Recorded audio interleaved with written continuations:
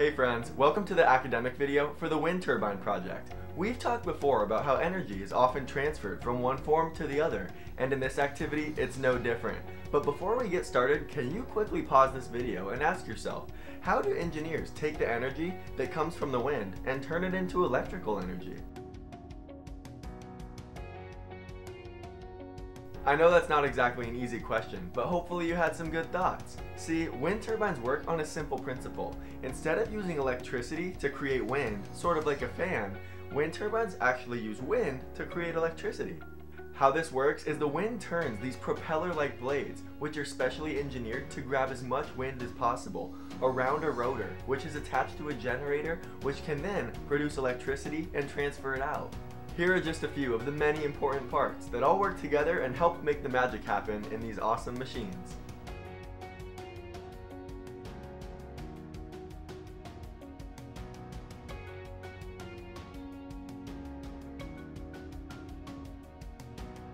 But where are these wind turbines, and what happens to the electricity that they produce? Well, they can be found on land in windy areas, or even out at sea, and the big ones can even be taller than the Statue of Liberty.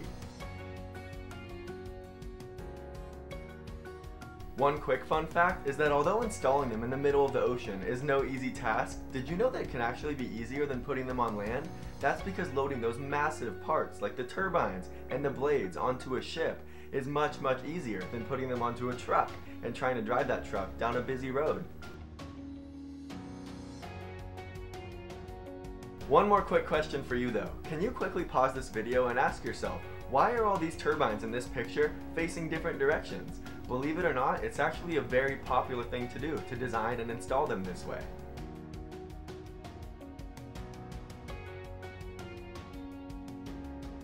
That's right, the wind isn't always just coming from one direction. It comes from all kinds of different directions, and it's always changing. So it's good to have different turbines face different directions so they can catch it no matter what the wind throws at it.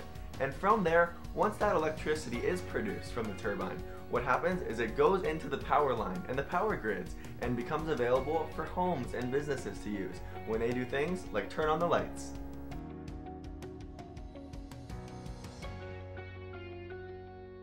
This topic is all fascinating to us, and the fact that it's also friendly to the environment, you can really see why Sticksville wants to put a few wind turbines around town.